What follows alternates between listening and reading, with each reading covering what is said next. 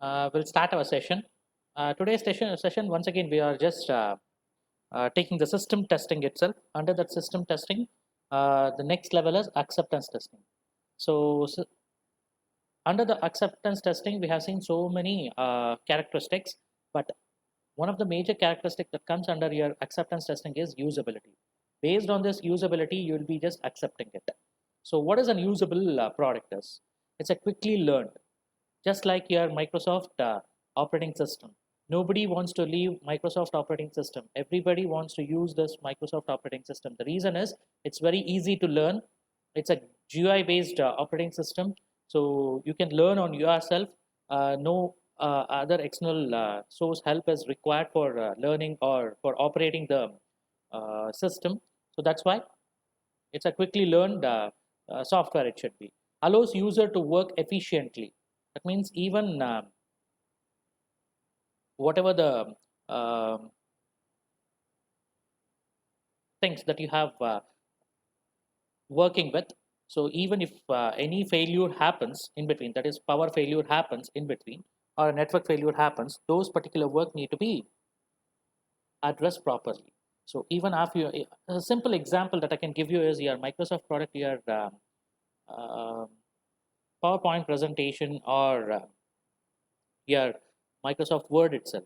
So whatever the work that you have that you were working with, even if the power goes off, whether you are using laptop, whether you are using desktop, that's a different scenario. But in both the cases, the work will be saved, and it will be just asking you whether to keep all those particular work for you for the next time or not. If you don't save it also, it will be there in the system. So it will be there in the cache. From the cache, it will be just loaded. The best example, another example that I can give you with respect to your PowerPoint presentation, if you're using Microsoft product itself is, which comes under your Microsoft Office, which is a software. What it will be doing is, where you have left out with respect to the previously seen slide, that slide number will be highlighted.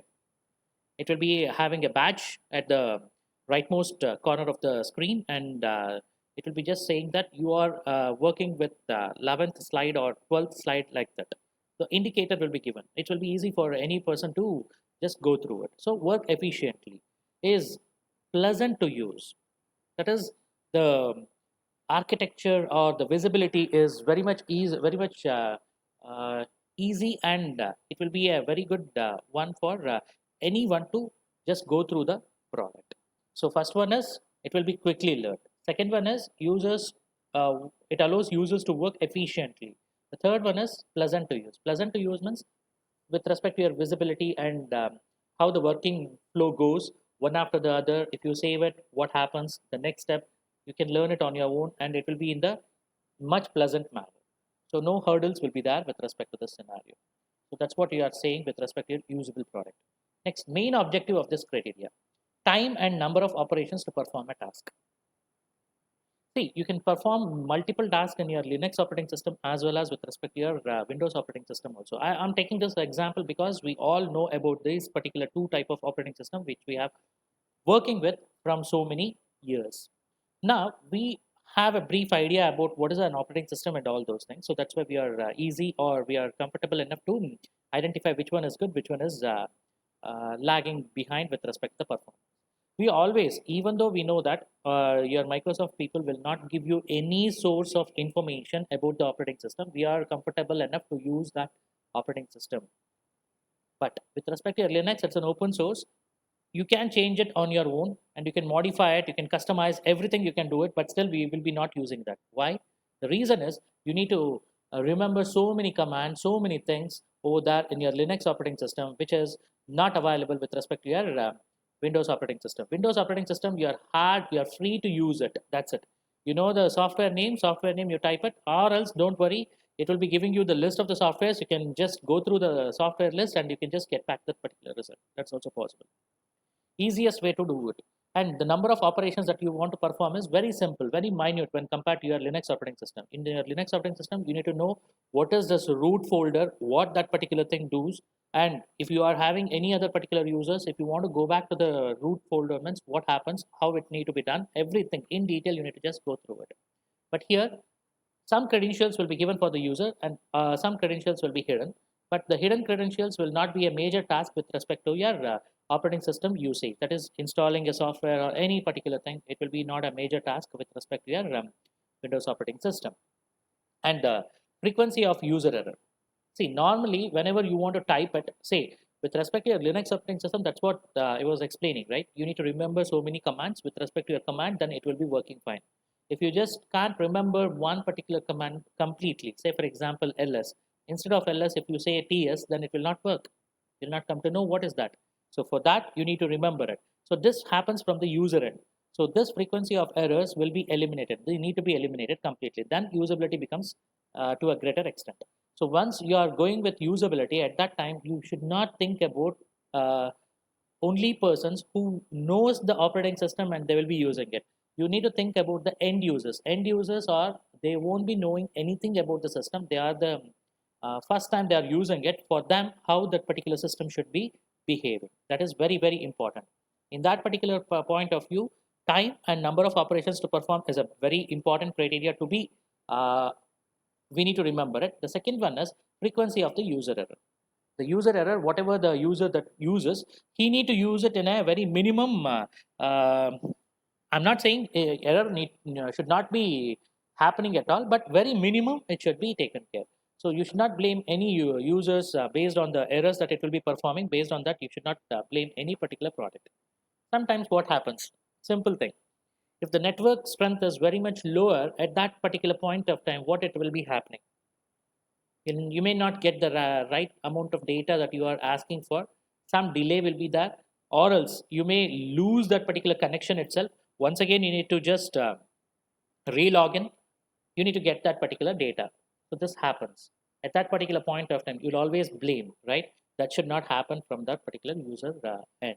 The error is not committed by the user over there. It has been committed by the service provider.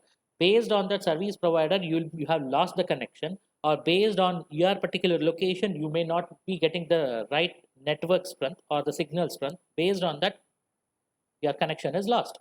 With respect to that, whatever the transactions that you are performing, maybe think about you are doing a bank transaction, very critical one.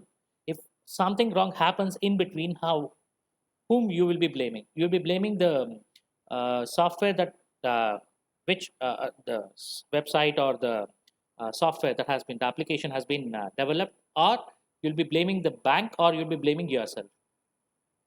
Normally everybody will blame, first thing that we will be blaming is the software, the application that has been developed.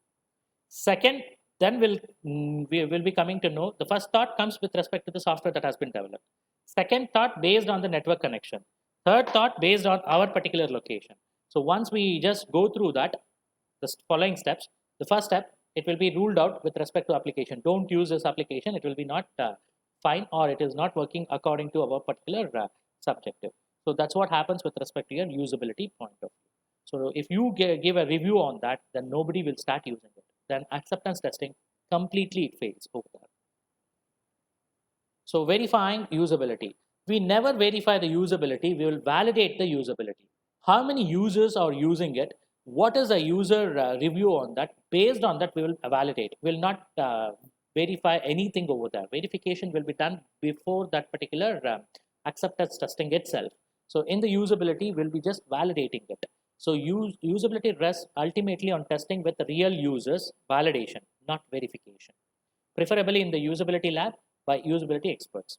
That means those who know that particular usages, how to use, but they'll be not involved in developing a product or anything, but they are the software users. They know how to use it, how the operation fails, and in which particular technique the operation will be working fine, and all those particular stuff need to be given by this particular usability lab. They will be having usability experts. They will be using this particular product from right from the beginning till the end. They will be starting to just explore it. Each one of it, they'll explore it and they'll just give it to the market. Then they'll give one particular validation certificate for it. But we can factor usability testing for process visibility. What the process will be going to happen, from which particular module to which one, where the navigation happens, everything can be verified, but as well as validated throughout the project. I'm not talking about the entire product now. the process involved in completing the product, you can have the process visibility. That is validation, verification, both it will be having. Validation establishes criteria to be verified by testing, analysis, and inspection.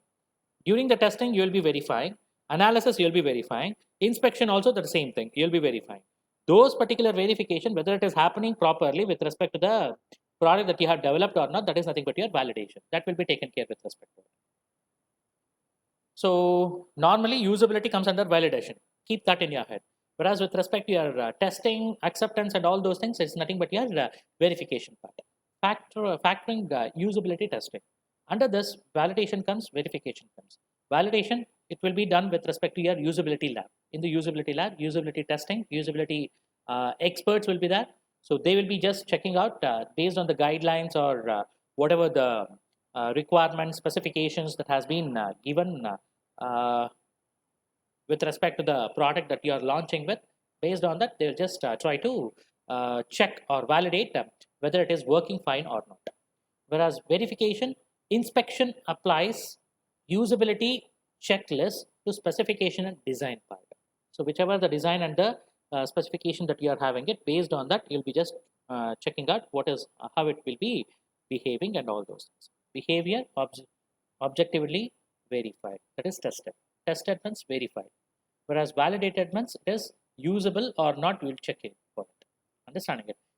Early usability testing evaluates cardboard prototype. Cardboard prototype means, yes, we have written something, we are just checking for that. Once it is done, yes, we'll go for the next one.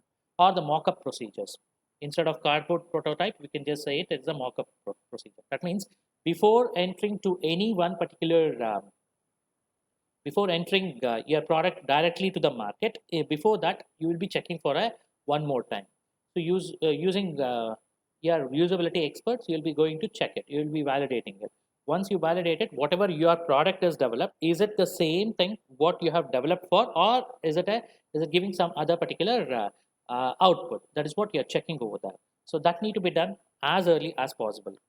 Before leaving to the market, it should be done. And if you adopt it, doing it right from the each module, after finishing it, you will be just, you need to validate, and then you need to move to the next particular part. If you do it like that, then it will be easy for you to check it. So that is how you will be factorizing it. Next one is varieties of usability testing. There are a lot of varieties available. Usability validation testing, that's what we have just discussed now. Access overall usability, that is both in the quantitative as well as qualitative. Qualitative process also you need to just go through it, as well as quantitative, that is reliability check, availability, everything need to be taken care. Mean time that is required to complete the task, everything you need to just measure it. And it also includes the measurement of error rate, time to complete. That's what I said. So these things will come under your usability validation testing. Whereas exploratory testing is investigate mental model of users. What is there in the user head? That is end user, how he will be thinking. Okay, you have designed a project where a web page application you have designed it, where you are saying that according to you, you need to say that yes, there is a text box given for it for a user. User will be entering some text, and depending on that, you need to be validating or verifying what type of value that it is, and it need to print it on the screen. That's it. Very simple application that you have built it. Without knowing or without giving any particular thing, hint to the user what need to be the value that you wanted to be written or to be typed in the text box that has been that has been provided in the application, how can the user will be knowing about it? Say for example, what I'll do is I'll just have a text box. Okay, so with this text box, I have a button over here, two buttons. Right?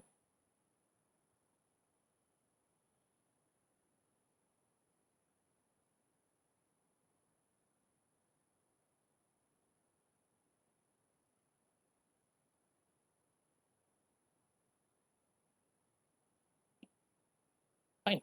I'll just enter some text over here. So since it is a button, I need to say it is okay. This one is cancelled. Fine. So now this is one text box.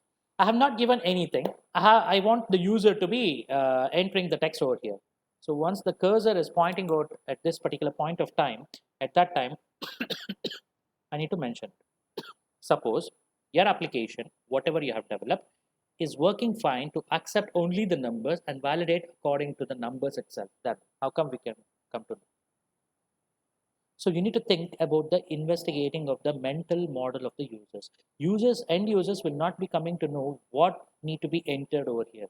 So just because of it, what we'll be saying, what we'll be telling you is you need to give a text for this particular before this particular text box, you need to give one particular label, that is static text. What need to be entered? Enter a number. Now it is precise enough saying that yes, you need to enter a number over here with respect to this text box.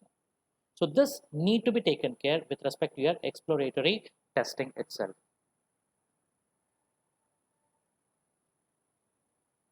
Okay, so this is what we'll need to just need to give it to the end users. So if you don't do it, then it will be not, your application will be of no use for them. I have given a very simple idea what is this exploratory testing is all about. It is based on the usability itself. It is based on the investigation of the mental model of the users. See, some people may be thinking that whatever, okay, you may say that yes, our job is done, enter a number, but still it is working. But what happens if they give the text? That should not be left out, right? It should be handled. So few people will be there. They'll be thinking out of the box. That means whatever you have given the guidelines, they will not be following that. They'll always go, or they will always try to give some other particular things, and they want to explore it on their own. That should also be handled in that. And as well as what is the last number? If you are saying enter a number, the number can be a integer value, or else floating point value, as well as double, or else short. It can be n number of numeric values you will be getting it, right? So it can be entered in terms of binary values also. That should be handled properly. How to handle it? So all these things is very important to know from the point of the end user who is going to use this entire particular product. So you need to get that particular mental model of that particular user. Depending on that, who will be using it? Mainly it will be used for a developer, then it will be a different task, because they know in and out with respect to the programming languages that they have handled with. So if in the same programming language you have also written the programs, at that particular point of time they will be just trying to explore what are all the mistakes that it will be happening, or they can just try to develop their own particular product using their particular entire idea. So that should not happen. You need to hide certain things, and you need to just give away only the output that is needed for it. It's a black box testing itself that should happen. So for that particular point of view, you need to explore, or you need to just investigate what the mental model of the user is. Depending on that, you need to just give the right product. You need to design the right product. So performed early to guide interface design. Very important to know. So after this, where it should go, how it need to be handled. Okay, you have given. Okay, we have. I'll just erase this value that is written inside that particular text box. Now I'll say that yes, 10 has been given. Now we all know that whatever you enter from the external source, that is from the standard input, it is accepted as a ASCII value. ASCII value means it will be in terms of double quotes. Now this is 10, which is the ASCII value will be saved in the system. Now I don't want the ASCII value. I want the exact value of it, what I have given it. For that, you need to just convert it. Typecasting need to happen. So all these things you need to just decide at the beginning of the model. And once you just come through all these particular things, it will be easy for you to say that yes, anybody can use this particular type of product. It should be done at the interface design itself. The next one is comparison testing. Evaluate the options. Specific interface design choices. That means you need to evaluate the options. Means comparison, the name itself suggests that okay, if you have a particular value that is given over there in the particular, or if you are designing a software application where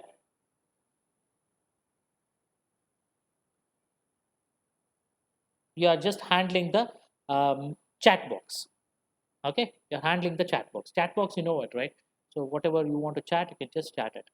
So is it that particular application that is available similar to your WhatsApp? WhatsApp is also a chat box, right? Or else a Facebook. Facebook is also a chat box according to me, because you can exchange your messages over that.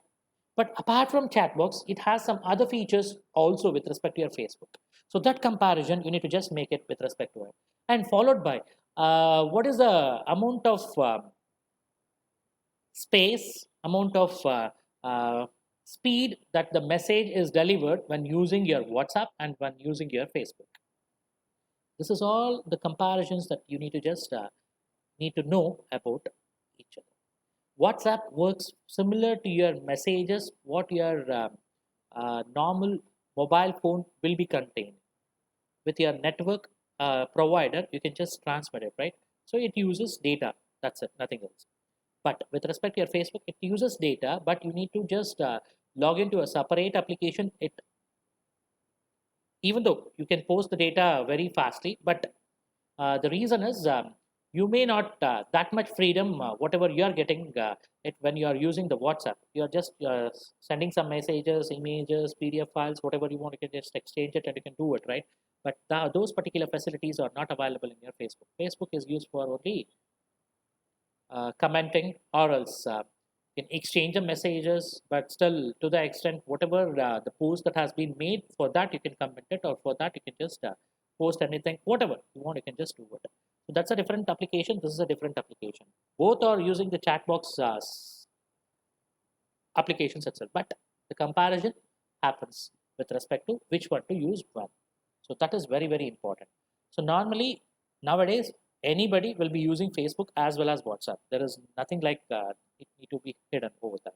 And one more application came into existence apart from your WhatsApp followed by Facebook. The same people, they generated one more particular application called as Instagram, where you can post your videos or images. With respect to that, it functions well only for the images, and only for your posts with related to your images and videos you can just use the Instagram better when compared to your Facebook. That's one more thing. So it compares with respect to whatever the interface design that you wanted. Depending on that, it will be functioning accordingly. All these three applications, whatever I have just listed now, all will be maintained by one particular fellow itself. All has purchased from one particular fellow itself, that is called as Facebook itself. Facebook maintains all these particular three applications.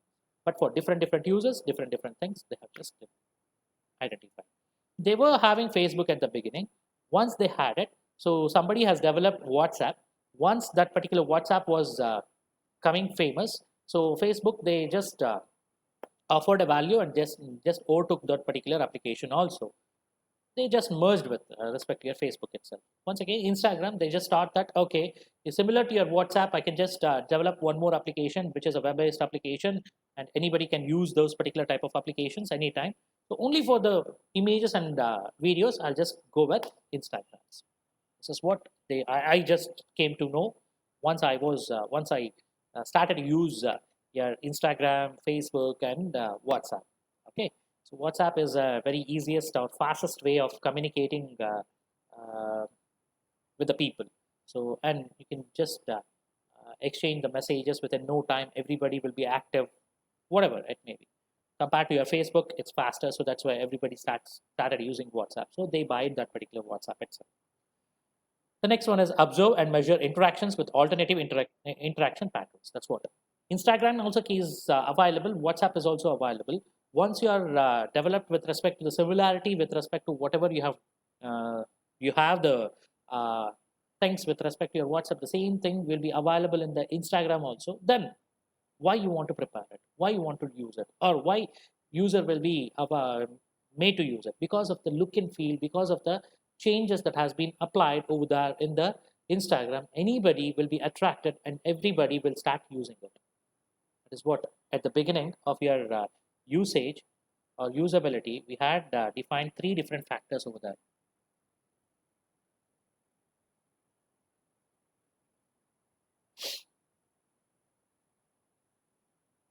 See here, the pleasant to use. Instagram is more pleasant to use than your WhatsApp. But for your particular fastest communication, WhatsApp plays a vital role rather than your Instagram. That's it. Nothing else. Okay, the time taken, whatever you're saying. That is a very, very important. So that is the thing, but your comparison testing is all about.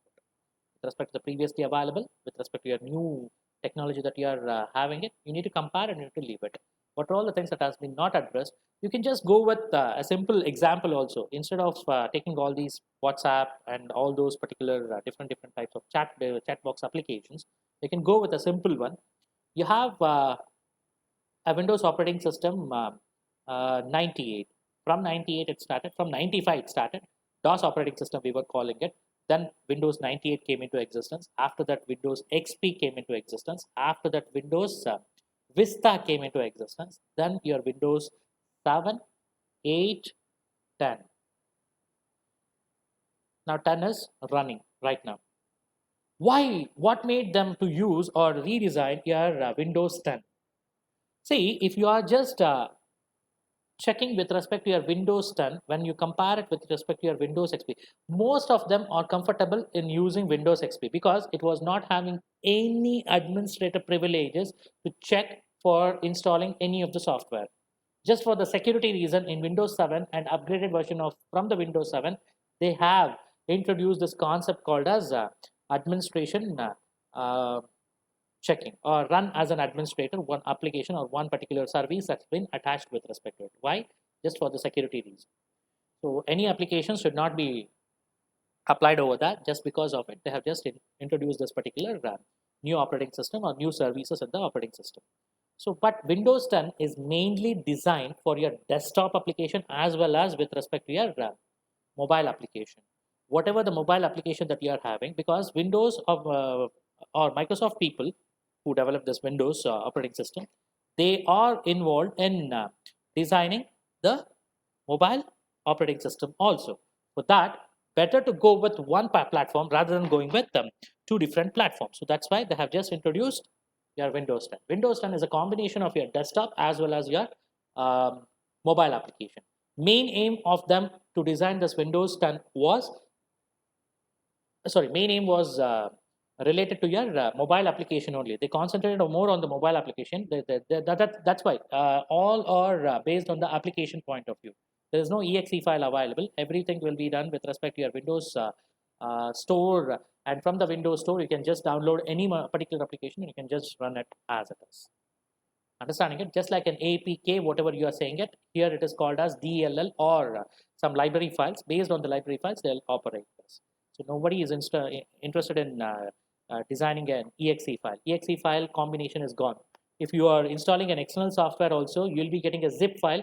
If you unzip it and if you just give it a folder name, in the folder name, if you just paste all these particular files means it will be working fine. So this is the new way of using the application or installing the application in your particular system. This is how it will be done. So these are all nothing but based on your comparison testing. You can just go for exploratory. You need to think about how the user will be thinking. Based on that, you need to plan it, and based on that, you need to just check or test whatever the validate whatever the user wants.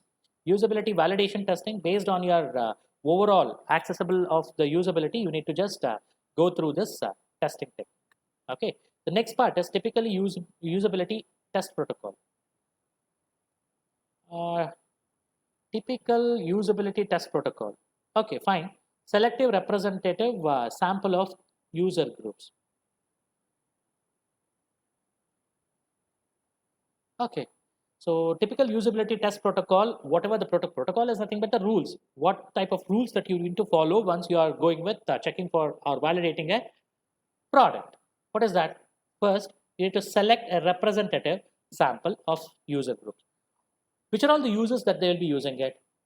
See, once you design an application, it may be used by kids, it may be used by middle-aged persons, or it may be used by teenagers, or it may be used by old people also, for whom you have designed it. Nowadays, many of the applications are arising based on your entertainment point of view. That is, Amazon Prime Video is there, and followed by Sun Next is there, followed by Tata Sky. They have introduced their application. What made them to introduce this? See, they have surveyed based on how many users are there, how many users are traveling, how many users are, how many kids wanted to use this particular type of application. If you have designed it as an application which will be used by anybody at the remote place also, with respect to a simple small device they are using it, that is nothing but your mobile phones. After your Android came into existence, all these things are getting evolved. So with respect to that, each person will be having one mobile phone. Means they will be of different interests. They will be having it. If you think about your, if you are thinking about your uh, parents, followed by at your home itself, if you just keep on thinking about it, one person will be interested in seeing the news. The other person will be interested in seeing the cooking type of episodes, or separate type of serials, or separate type of channels that they are interested in. Some people are interested in looking into sports. In the sports itself, football will be there, cricket will be there, a lot of sports. If they are sports lover, everything is coming under the same particular platform. Okay, fine, sports lovers are there. Some people will be interested in looking into the um cartoon type of channels, like your kids, or like the kids or some particular fellows who will be residing at your home. See, these are all the type of categories that we are having. So with respect to each type of categories, if we are just trying to make sure that, so at least the elders will be seeing the news. If we give them application saying that whatever the news that is broadcasted in the television, the same thing, if I just take it to the mobile phone, some people will be ruled out from using the television itself. Although it's a big screen compared to it, you can easily watch it, and wherever you are moving, there also you'll be getting the news channel. That's an idea behind it. So for that particular reason, what they have done is they have typically identified 3 to 5 users from each one of the 1 to 4 groups, whatever the groups that you are making it, each one of it. You will be questioning some particular questions, you'll be preparing it. Based on the questions, you'll be just starting to explore the answers, what they want, how they want, and everything. So based on that, you'll be just checking for it. That is selective representative sample of user groups. Ask users to perform a representative sequence of tasks. You'll be asking the user to use that particular product and just to get a review. That is a beta version of your entire particular testing technique that you are doing it. Observe without interference. That is, you're not going to help any, you're not going to provide any help for them. You're asking them to explore by themselves and just check out how this thing will be working. You'll not be guiding them. Without guiding them, they need to learn by themselves by exploring so many other particular features that is available. See, very simple example. For an elder, if you give the same application, you need to give lot of steps for them to use it. But for a kid, if you give the same application, they'll explore it on their own. They'll not ask you what it is, how it is. Maybe you might have not been using that. So those many features they'll be used, they'll start exploring it. So that is how it will be done. So it need to be taken care by the end user itself. They should know what that particular thing is. The hardest thing for developers is not to help. I don't want to help that particular person. That is what it will be there with respect to a typical usability test protocol. So professional usability testers use one-way mirrors. Professional usability testers use one-way mirrors. That is, based on that particular previous application, how they were using it, based on that, they start using it. See, Amazon Prime Video and your Sun Next or Tata Sky, whatever the video type of thing that you are just going through it, it looks similar to it. There is no major changes in it. Only thing is the service provider is different. That's it. Rest of it will be one and the same. So you can browse, you can just search for the movies, you can search for the cartoons, you can search for the cartoon movies itself, anything, whatever is there, everything you can explore it. Based on your interest, based on the languages that you select, you can just explore that particular text. Only with respect to your Sun Next, it will be based on your South Indian type of movies, whereas with respect to your Amazon Prime Video, any, any language you name it, you will be getting that particular thing over there. So measure and follow up with the questionnaire. So whatever the clicks, whatever the eye movement, whatever the things that is going to happen, everything you need to measure and to check out. So this is the protocol that they will be using it for testing the usability. Next one is accessibility testing. See, the best example for your accessibility testing that they have given is, if you have designed the application, how the blind or the low vision fellow will be using it. Low vision fellow, once I'll be saying it, it is based on your older ages people, old age people, not blind, I'll say it, low vision. They'll not be having that much vision, cataract type of vision that I'm just talking about. So with respect to those people, how you'll be just giving your application, how well you are designed it. So for the person who will be deaf and dumb, how what type of applications that you develop. So if you develop such a type of application, whether it is accepted by them, very important thing to know. First of all, some of the guidelines are there for using the accessibility testing or for accessibility testing. Direct usability testing with all relevant groups is usually impartial. Very important thing. So you cannot test for all the people with respect to your accessibility testing with respect to what you have developed that application. So for that only you need to just check that. It should not be checked with respect to all the groups. Checking compliance to guidelines is partial and often reveals problems. See, if you are developed a particular product, say for example, you have developed an application where you can communicate with the deaf and dumb people. Okay, you can communicate as well as they can communicate by themselves. Once you say they can communicate by themselves, if the person is very normal enough, normal in the sense they are not deaf and dumb, they can hear, they can talk, anything they can make it. For them, if you give this application, whether it is the right thing, no, right? So it should not be tried with the normal persons. It should be handled with only the accessible people who will be accessing or who will be just trying to use this application. With respect to them, you need to check it. Once it is done, yes, it is acceptable. Otherwise, you need to leave that, or you need to just say that say there is some problem in this, so we need to just rectify it.